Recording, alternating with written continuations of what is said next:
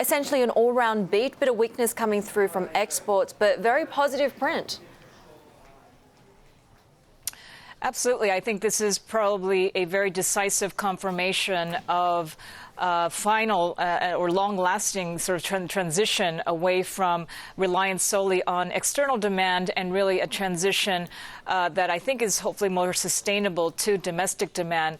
I think a lot of people forget that domestic demand, i.e. consumption and capex, make over 2/3 of Japanese GDP. So it's super critical that this largest part of the economy starts to gain traction, which I think we're seeing some evidence it finally is.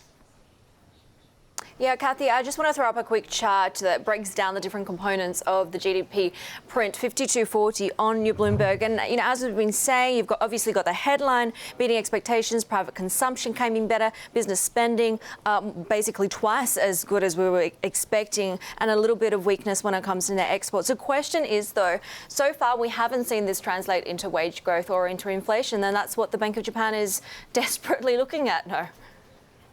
Mm-hmm. Absolutely. So I think, again, we're in this transition phase. We have just begun to see more convincing evidence that domestic demand is finally picking up.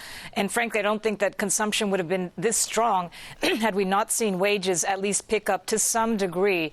And as we've seen, the spring wage negotiations for at least 3 consecutive years have printed 2% plus, base wage gains. We're seeing overall employee income also gradually rise because of the fact that labor participation in Japan is at an all-time record, thanks not only to women working more than ever before, but also older Japanese also entering the workplace in numbers we've never seen. So I think this transition phase will ultimately translate into more robust evidence of wage growth and income gains further down the road, but I think we're still in the beginning phases. Of course, inflation, as you point out, is still subdued.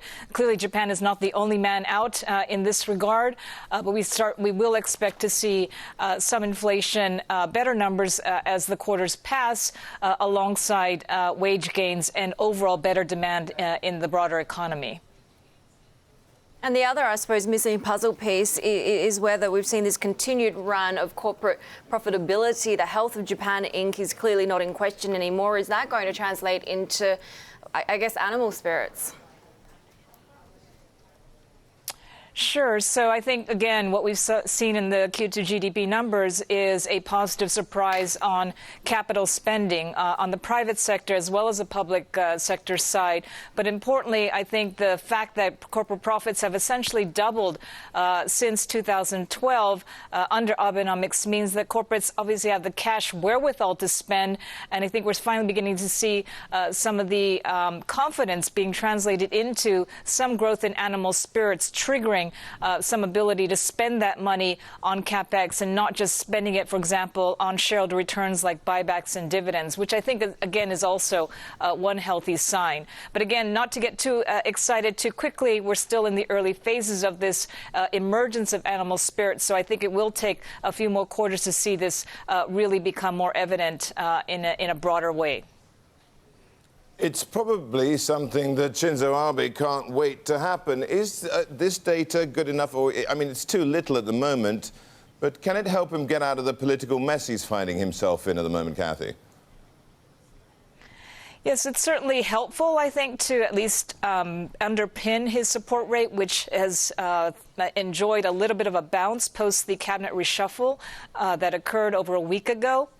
But this number, or these numbers in and of themselves, I don't think are going to be enough to get it back to the lofty levels it once stood at, around 50 or 60%. So there is still talk of a potential, for example, need for additional fiscal stimulus measures if the support rate stays sort of in the low 40s range. That may not happen immediately, but if, again, there does seem to be a political need to do that later on this year, I would not rule that out. So it is helpful, but it's not sufficient, I think, to lift his support rate back to where it used to be. What will, in your view? I think a combination of, better news for the broader economy. We talked about wages, having that more broad base so that more participants in the economy feel better about the future. I think also, frankly, I think the support rate hit that the Abe cabinet has suffered is a message or a signal from society saying we don't really want you to be distracted or focusing on the constitutional issue. We really need you to focus on the economy, on our jobs, on our wages. And I think this wake-up call is probably the necessary wake-up call that was needed to get the government to refocus on the issues that the Japanese people are most focused on. So hopefully, if there's a refocus on the economy and economic policies, that may help raise the support rate down the road. Overall, for the market, we've been pretty neutral in the second half of this year. We think the market's kind of stuck in a tug of war between political, geopolitical concerns on the one hand, but pretty solid fundamentals, both macro and micro on the other hand. But heading into 2018, we're still looking for the topics to reach about 1,700, again, largely because we think the fundamentals, particularly with respect to corporate Japan, are pretty healthy and sound. So, Kathy, I think part of your research that you sent over was to do with this tug of war between politics and fundamentals. And as you say, you're neutral. In fact, you're quite defensive, aren't you? In the near term, we are more, focused on companies that have stable growth, have visible top line, have strong market shares. Because again, I think even though the domestic fundamentals, as I mentioned, are pretty solid, the overseas environment is still rather uncertain. We've seen the currency, for example, appreciate over the last week or so. That obviously leads to some concern or top-down pressure on exports. So overall, we want to stick with companies that have delivered stable growth over a sustained period of time. We're not saying go crazy in terms of valuations, look for relatively cheap valued growth stocks, but I think that's probably the safer place to be, at least for the time being. Yeah, and Kathy, I mean, would you agree that you've seen over the past, I guess, few months as the macro fundamentals start to get a little bit stronger for Japan, that there's been a kind of a weakening decorrelation between the yen and the strength of the equities rally? How long do you think that can be sustained if we continue to see these safe haven flows pile into the yen?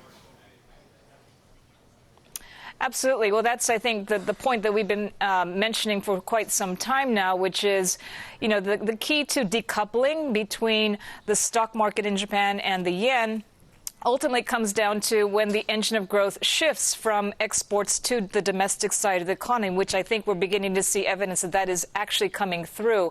And alongside that, we've seen a reduction in the correlation between these two macro factors. For example, I think in U.S. dollar terms, the TOPIX is up, 13% or so year to date, which is outpacing the rise in the S&P 500 in the United States.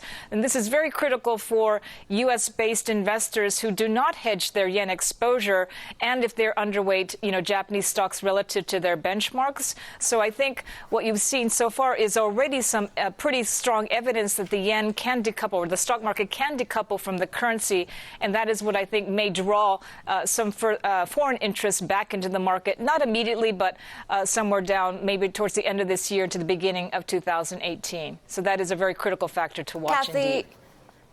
Kathy, does today's data, does this change anything for the Bank of Japan? Does it change anything? I don't think necessarily. I mean, clearly the Bank of Japan is encouraged, but I'm sure by the strong domestic demand. I don't, and we'll need to see what happens to the inflation prints in the next several months ahead. But I think it probably adds a little bit of, say emboldening them that inflation will be, forthcoming down the road. But again, as we've seen in the United States, strong growth doesn't always translate into instant better data on inflation. So there may be a lag here, as we've seen in the United States. So it may take a little bit more patience for the Bank of Japan.